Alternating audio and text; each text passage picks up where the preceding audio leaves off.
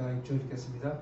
형제들아, 내가 너희를 위하여 이 일에 나와 아볼로를 들어서 본을 보였으니 이는 너희로 하여금 기록된 말씀 밖으로 넘어가지 말라 한 것을 우리에게 배워서 대적하여 교만한 마음을 가지지 말게 하려 함이라. 누가 너를 남달리 구별하였느냐? 내게 있는 것 중에 갖지 아니한 것이 무엇이냐? 내가 받았은즉 어찌하여 갖지 아니한 것 같이 자랑하느냐? 너희가 이미 배부르며 이미 풍성하며 우리 없이도 왕이 되었도다. 우리가 너희와 함께 왕노릇 하기 위하여 참으로 너희가 왕이 되기를 원하노라. 내가 생각하건대 하나님이 사도인 우리를 죽이기로 작정된 자같이 끄트머리를 두셨음에 우리를 세계 곧 천사와 사람에게 구걸거리가 되었노라.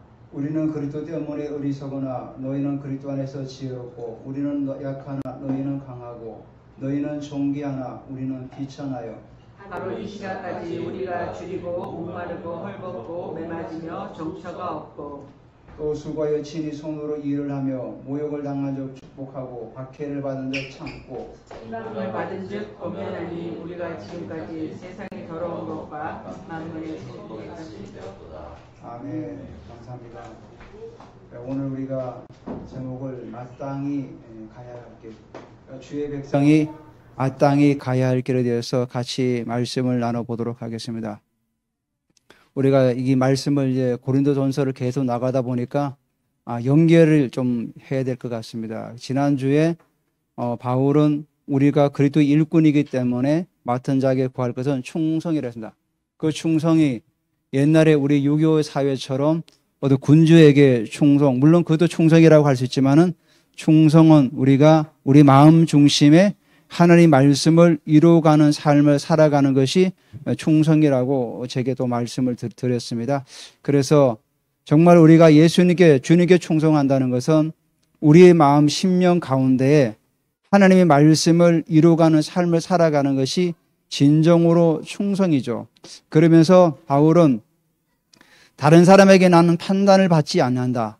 그가 완전한 사람이라서 그런 것이 아니라 스스로가 하나님 앞에서 세워져 가기 때문에 나는 판단받는 일에 개의치 않는다. 이 말은 무슨 말이냐면 바울을 향하여 비방을 하거나 또 사도가 아니라든지 너는 예수님의 직계 제자가 아니라든지 이런 모든 얘기를 그는 흘러버린다는 거죠. 나는 그런 부분에서 개의치 않는다. 오직 나를 판단하실 분은 주님이기 때문에 나는 주님만을 바라보고 간다.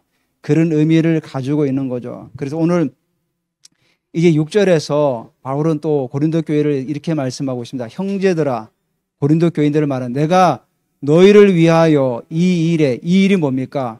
4장 1절부터 5절까지 말씀이죠.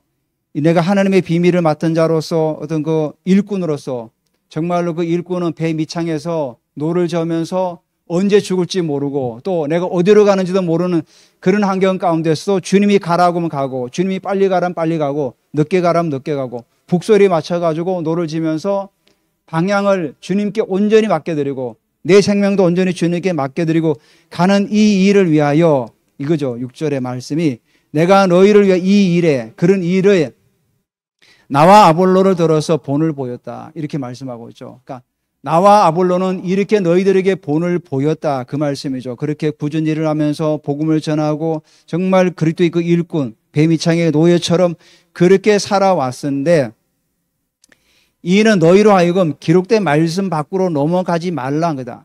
기록된 말씀 밖으로 넘어가지 말라는 얘기가 무슨 얘기입니까? 기록된 말씀 밖으로 넘어가지 말라. 자, 우리가 주의 일을 한다고 우리가 주님의 일을 한다 하면서 살아갈 때 제가 하나 또 예를 들게요. 자, 창세기 보면은 가인과 아벨이 똑같이 하나님께 제사를 드렸는데 아벨의 제사는 하나님께서 받으시고 가인의 제사는 받지를 않았습니다. 근데 우리가 표면적으로 현상적으로 볼 때 가인도 그 예배를 드릴 때 번제로 곡식을 태워 드렸기 때문에 연기가 올라가고 아벨도 연기가 같이 올라갔어요. 그 속 사람들은 믿음으로 이제 아벨은 믿음으로 드렸는데 가인은 믿음으로 드리지 않았던 거죠. 근데 우리가 현상을 볼 때 어떻습니까? 똑같이 연기가 올라가고 예배를 드렸다고 생각하겠지만은 하나님께서는 아벨의 제사만 받고 가인의 제사를 받지 않으셨어요. 이게 결국 뭡니까?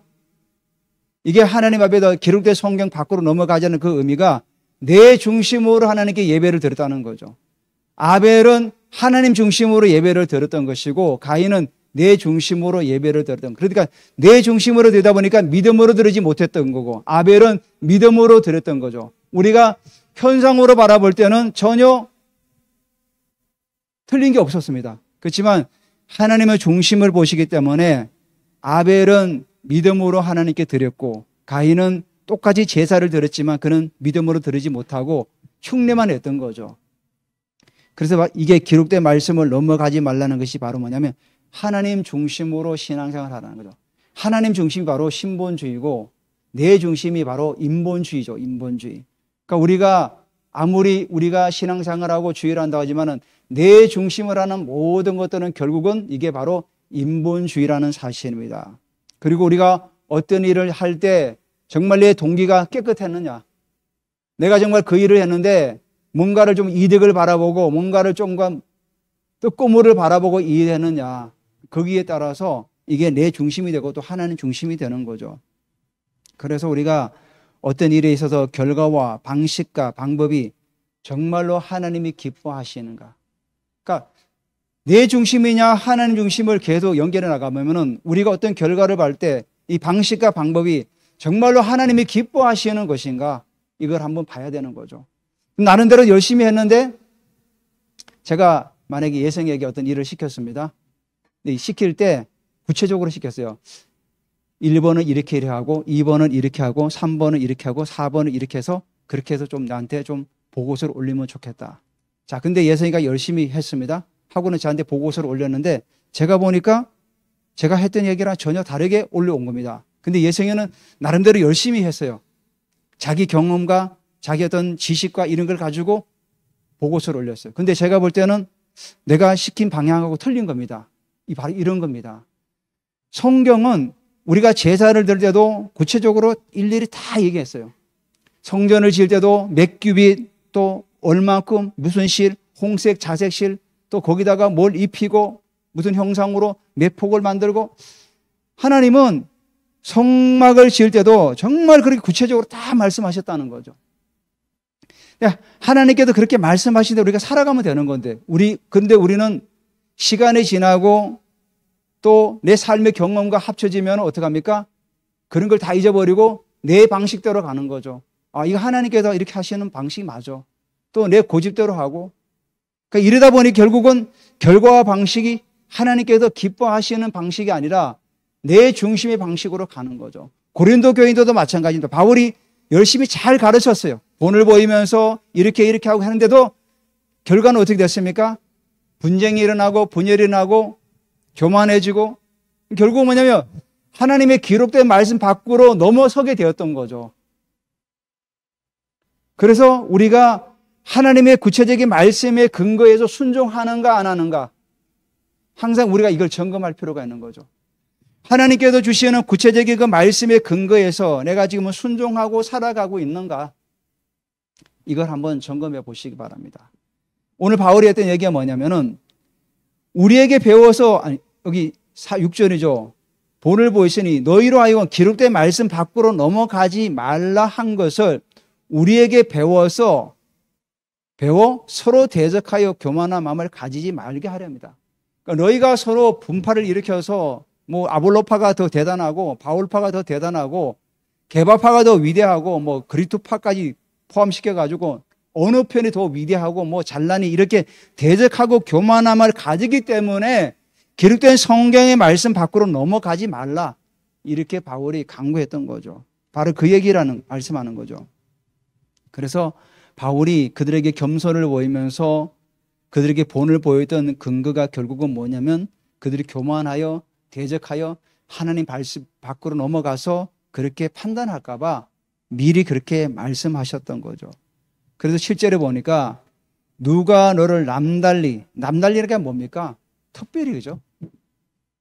누가 그러니까 너를, 고린도 교회를 남달리 구별하느냐, 이게 무슨 얘기입니까? 이제 바울이 6절에 이렇게 얘기하면서 이제 고린도 교인들을 향해서 지적을 하는 거죠. 교만을. 누가 너를 남달리 특별히 구별하느냐? 누가 구별했습니까? 하나님께서 하신 거죠. 우상 숭배를 하면서 그 타락된 도시 고린도에 살면서 세상과 접하면서 육신의 정욕과 안목의 정욕과 이생의 자랑을 따라 살아가는 그들에게 예수 그리스도의 십자가의 복음을 증거해서 하나님의 자녀가 되어서 거룩하게 구별하는데 그건 누가 구별한 겁니까? 바로 하나님께서 구별하신 거죠. 그렇게 구별하여 세웠는데 지금 너희들이 어떻게 살아가고 있느냐 그 얘기를 하는 겁니다. 우리도 마찬가지로 하나님께서 우리를 정말 그 억만제약 가운데 있을 때 우리를 불러서 하나님의 자녀를 삼으시고 하나님 은혜 가운데 지금 살아가고 있는 거 아닙니까? 우리가 이렇게 일하고 건강하게 살아가고 하나님께 예배한다 이 모든 것들이 하나님께도 구별했기 때문에 그러죠. 이 세상의 사람들은 주일날 나오지 않죠. 세상에서 놀고 즐기고 마시고 이렇게 살아가는데 하나님께도 우리를 구별하여 성도라 우리에게 부르셨다는 겁니다. 그리고 실제 두 번째로 내게 있는 것 중에 받지 않은 것이 무엇이냐? 그러니까 너희 고린도 교인 중에서 너희들이 받지 않은 것 중에 너희에 있는 것 중에서 받지 않은 것 하나님께로 받지 않은 게 무엇이 있느냐? 다 하나님께로 왔다는 거죠. 그들이 은사 고린도 교회가 얼마나 은사가 왕성하게 일어났습니까? 병을 고치고 예언을 하고 방언을 하고 방언 통변을 하고 지식의 말씀 지혜의 말씀 온갖 은사들이 다 부어주셨어요. 그리고 물질의 복과 또 건강의 복과 이 모든 걸 받았다는 거죠. 그러니까 내게 있는 것 중에 받지 아니한 것이 무엇이냐? 다 하나님께로 왔다는 거죠. 근데도 그들은 교만해서 어떻게 합니까? 다 자기들이 받은 것처럼 그렇게 살아가고 있는 거예요. 하나님께서 우리에게 건강을 주셔서 우리가 일할 수 있고 하나님께서 배우자를 만나서 가정을 이루게 하시고 하나님께서 은혜를 주셔서 우리에게 자녀를 주시고 이 모든 것들이 하나님께 주신 거 아닙니까? 그러니까 하나님의 은혜죠. 오늘 우리가 찬양을 들으지 않았습니까? 은혜 아니면 우리가 어떻게 살아갈 수 있겠냐. 모든 것이 다 하나님의 은혜라는 거죠. 그리고 마지막에 7절에 뭐라 했냐면 어찌하여 받지 아니한 것 같이 자랑하느냐. 다 받아놓고 어찌 받지 않은 것처럼 시침이 뚝 떼고 살아가느냐 이 얘기하는 거죠. 모든 게 하나님께로 왔는데 이제는 다 잊어버리고 내가 열심히 노력했기 때문에 내가 열심히 살았기 때문에 이렇게 모은 거야. 물론 열심히 우리가 살았죠. 하지만 하나님의 그 은혜가 없이 우리가 어떻게 살아갈 수 있냐는 거죠. 하나님의 은혜가 있었기 때문에 우리가 가정을 이루고 하나님께 우리에게 장막을 주시고 또 우리에게 직장을 주시고 우리에게 자녀를 주신 모든 것들이 결국 뭡니까? 하나님의 은혜가 있기 때문이죠.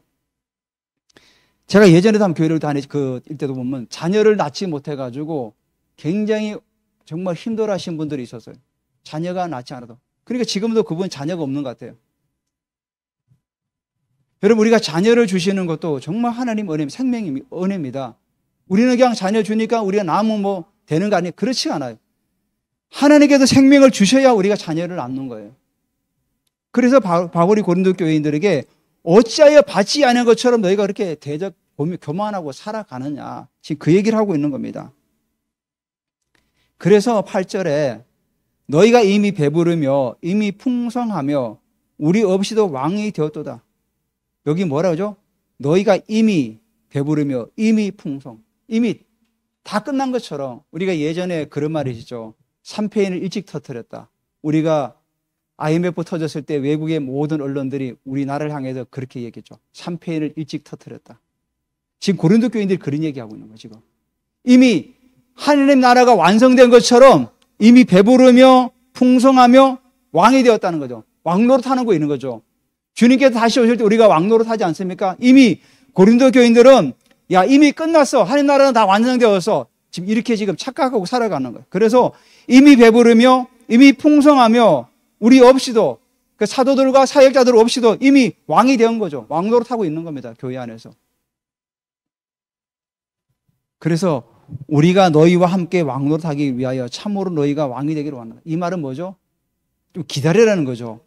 우리가 정말 너희와 함께 예수님이 다시 오실 때 하나님 나라가 완성되는 그때에 같이 한번 우리가 왕노릇하기를 원한다. 너희가 그때 왕노릇하기를 원한다. 그 얘기를 하는 거죠.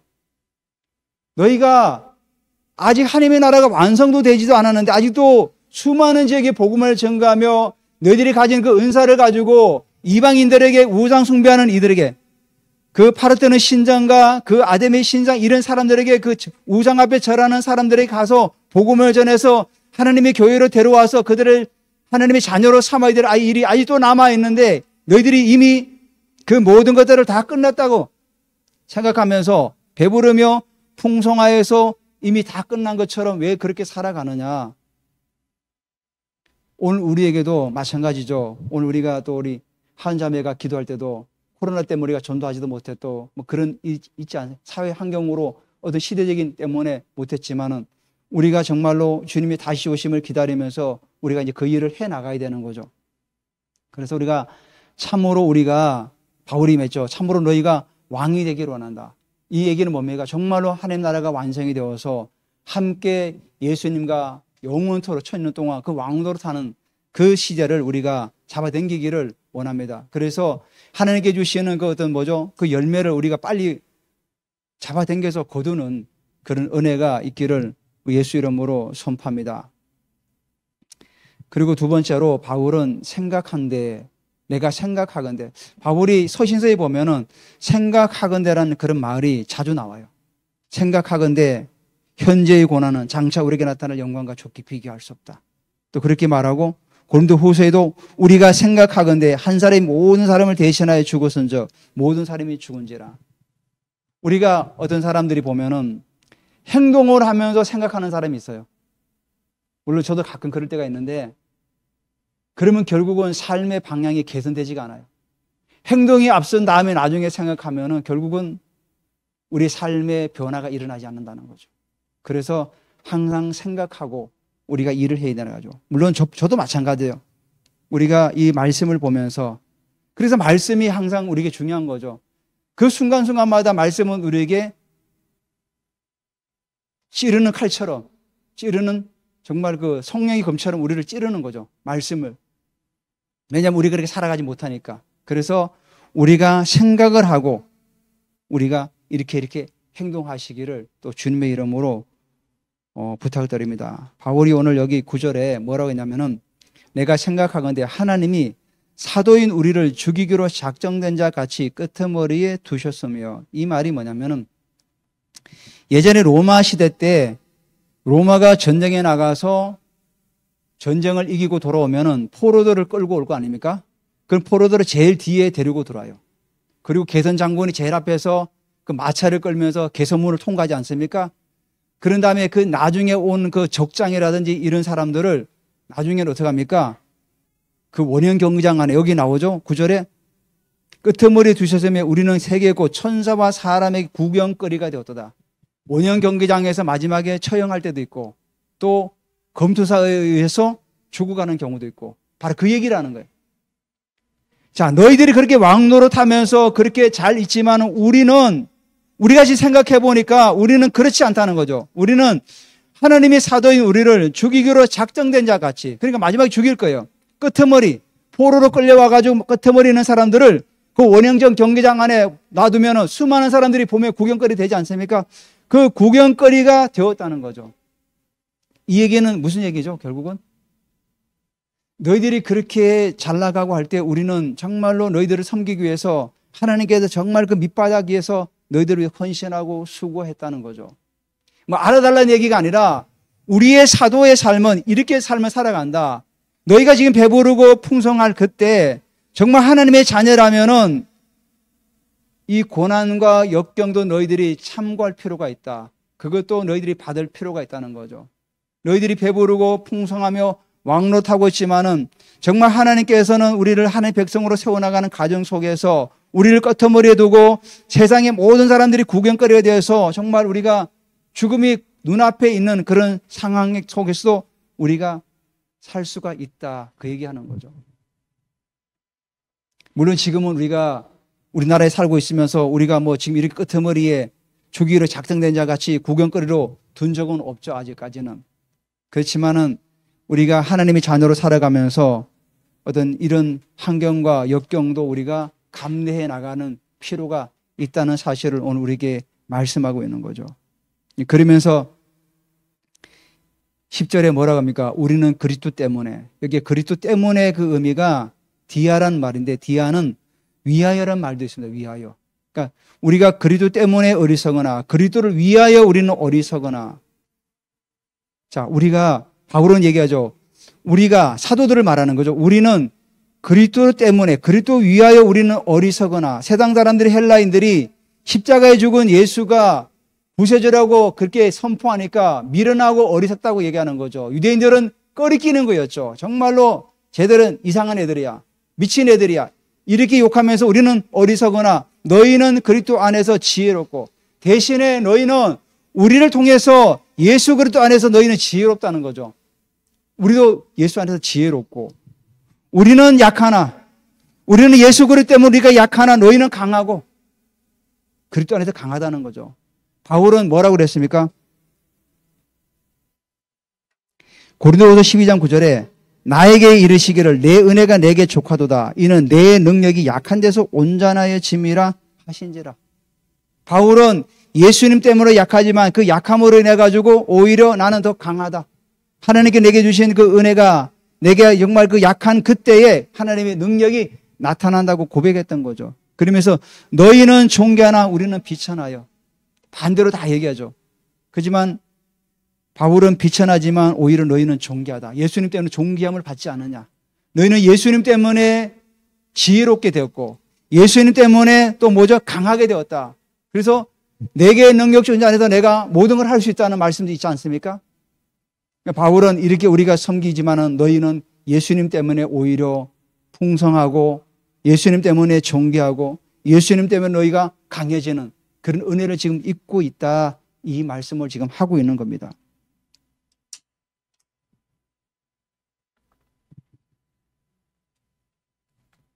그러면서 바울이 11절부터 13절까지 고난의 어떤 그런 역경들을 우리에게 지금 말씀하고 있는 거죠. 그 11절에 보니까 바로 이 시각까지 너희가 지금 편지를 쓰는 이 시각까지도 우리가 줄이고 목마르고 헐벗고 매맞으며 정처가 없고 그러니까 바울이 전도하면서 이렇게 살아갔다는 거죠. 또 수고하여 친히 손으로 일을 하며 바울은 고린도 교인들이나 여타 다른 교회에게 그 어떤 부담을 주지 않기 위해서 천막을 만들면서 사역을 하지 않았습니까? 스스로가. 그러면서 욕도 당하고 목도 당하고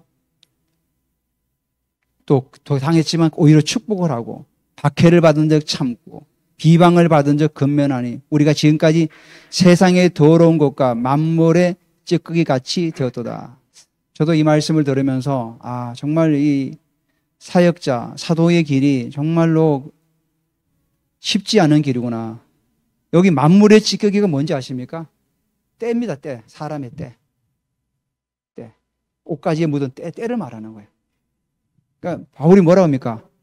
세상의 더러운 것과 만물의 찌꺼기 같이 되었도다. 정말 복음을 위해서 살아갔는데 자신은 이렇게 되었다는 거죠. 그런데 대신에 너희들은 어떻게 합니까? 하나님 나라를 위해서 너희들은 정말로 존귀한 자가 되고 강한 자가 되고 정말 그런 자가 됐다는 거죠. 예전에 책을 읽다 보니까 어떤 그 교사가 신앙인이었는데 학교를 졸업하고 임용고시를 합격을 하고 이제 강단에 이제 부름을 받아서 강단에 섰어요. 정말 강단에 서서 내가 아이들을 잘 가르쳐야지. 정말로 그들에게.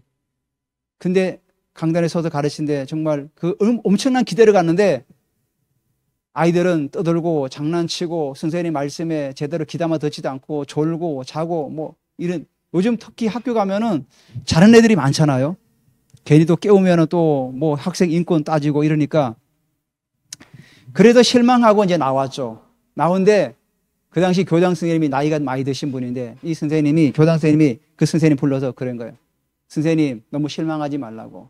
그렇게 떠들고 잠자는 애들 있지만은 그 중에 몇몇은 선생님 말씀을 귀담아 듣고 정말 나중에는 학교를 빛낼 것이며 지역 사회를 빛낼 것이며 그들이 정말 나라를 또 빛낼 사람이 나올 것이다. 그런 기대를 가지고 학생들을 가르치면 좋겠다. 너무 실망하지 말라. 이렇게 말씀하시는 거예요.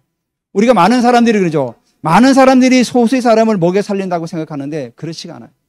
오히려 우리가 이 시대라든지 이런 경제 논리를 보면은 소수의 사람이 많은 사람을 먹여 살리는 거예요. 소수의 사람. 그렇다면 역으로 우리나라가 지금 이렇게 부유하게 되고 이렇게 잘 사는 것도 결국은 뭡니까? 소수의 크리스찬들이 기도하고 그들이 믿음으로 세워졌기 때문에 이 나라가 이렇게 부강하게 된 거예요. 지금 우리나라가 얼마나 못 살았습니까? 찢어지게 가난하게 살던 나라가 아니었습니까?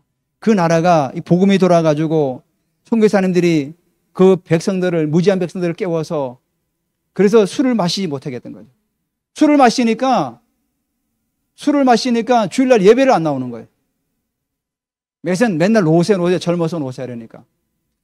물론 그 당시에 시대적인 또 배경도 있었죠. 열심히 일하면 뭐 고을에서 그 사또가 다 뺏어가 버리니까 열심히 농사 져봐야 다 뺏어가니까 지을 필요가 없는 거죠. 그러니까 열심히 그냥 놀자. 근데 선교사님들 와서 복음을 전하고 막 약속하고 주일날 꼭 나오세요 했는데 안 나오면 술 마시고 안 나오는 거예요. 그래서 술 마시지 말라. 담배 피우지 말라. 이렇게 하면서 그들을 깨워나갔던, 생각을 바꿨던 거죠. 결국은 생각을 바꿔서 복음이 돌아와서 우리나라가 이렇게 많이 바뀐 거 아닙니까? 이 의식 구조가 바뀌어서 여기까지 오게 됐던 거죠. 그래서 소수의 그 크리스찬들이 기도하고 믿음으로 나라를 위해서 기도하고 그들이 생각을 바꾸니까 결국은 우리나라가 이렇게 변화되지 않았습니까? 정말로 우리가 그 원조받던 나라가 이렇게 부강한 나라에 대해서 다른 나라를 원조하는 나라가 이 지구상에 지금 없어요. 한때 우리가 원조받았던 나라 얼마나 많아요. 필리핀이라든지 저 뭐 에콰도르 이런 나라부터 그 남미의 그 어려운 나라부터 다 우리가 원조를 받은 나라인데 이제는 우리가 더 오히려 원조를 하는 나라가 됐어요. 제가 신문도 보니까 가테말라에서 우리나라에게다가 농업 기술을 좀 기술을 지원을 요청을 했어요. 그들은 아직도 옛날 방식대로 짝대기 쿡 눌러가지고 씨를 뿌리고 그거 덮고 그냥 풀밭에다. 그러니까 그 씨가 들어가서 그 30배, 60배, 100배를 열매를 못 맺는 거죠. 우리나라는 다 잡초도 제거하고 땅을 일구어가지고 고랑을 만들어서 씨를 뿌리고 감자를 심고 해서 하니까 얼마나 30배, 60배를 거두지 않습니까? 그래서 가테말라 정부에서 우리나라 요청해서 농촌 지도사들이 가가지고 그걸 다 개선해주고 도와주는 거예요. 그러니까 인터뷰하는데 너무 감사하다고. 그러니까 나라가 바뀌고 지도자가 바뀌어도 여전히 우리는 가난하다는 거죠. 그러니까 이게 우리가 이 의식구조가 너무나도 중요한 거죠. 하나님께서 우리나라가 이런 어려운 시기 가운데서 그 소수의 믿음의 크리스찬들이 세워져 가지고 그들이 기도하고 믿음으로 또 일을 하면서 바꿔나가니까 그 소수의 사람을 통해서 많은 사람들이 변화시키는 그런 일을 지금 하고 있는 거죠. 마찬가지로 바울도 그 소수의 그 제자들이 열방에 나가서 복음의 씨를 뿌리고 정말 11절, 13절에 수많은 그 매를 맞으며 정처 없이 떠돌아다니면서 그런 고난 속에도 계속해서 그 사람들을 깨워서 나갔던 거죠. 고린도 교인들도 계속해서 깨워서 결국은 그들을 바로 세워서 하나님 나라에 같이 왕노릇하기를 원했던 게 바로 바울의 어떤 소원이었던 거죠. 오늘 우리가 이 말씀을 기억하면서 우리가 하나님의 은혜는 정말 값싼 게 아닙니다. 우리가 여러분 값싼 은혜로 여기지 마시기 바랍니다. 하나님의 은혜가 너무나도 귀한 겁니다. 내가 오늘 여기서 예배드리고 내가 오늘 살아가고 호흡하는 모든 것들은 하나님의 은혜가 없이 우리는 갈 수가 없는 거죠. 그래서 하나님의 은혜를 값싼 은혜로 취급하지 마시기 바랍니다. 정말 하나님께서 내게 주신 그런 것들을 세워보면서 내가 앞으로 더 기도하고 내가 좀 더 내 말씀 앞에 내가 더 무릎을 꿇어야 되겠다. 제가 서두에 말씀드린 말씀이 뭡니까? 제가 다시 한번 여러분에게 말씀드릴게요. 내 중심이 아니라 하나님 중심. 내 마음의 동기가 정말로 깨끗한 건가? 결과 방식과 방법이 정말 하나님께서 기뻐하시는 것인가? 그리고 구체적인 하나님 말씀의 근거에서 내가 정말 순종하고 있는가? 그 바울이 기록된 말씀을 넘어가지 말라 했잖아. 밖으로 넘어가지 말라. 말씀하신 것들을 우리가 좀 새기면서 우리가 한 주간도 살아가시기를 주님의 이름으로 축원드립니다.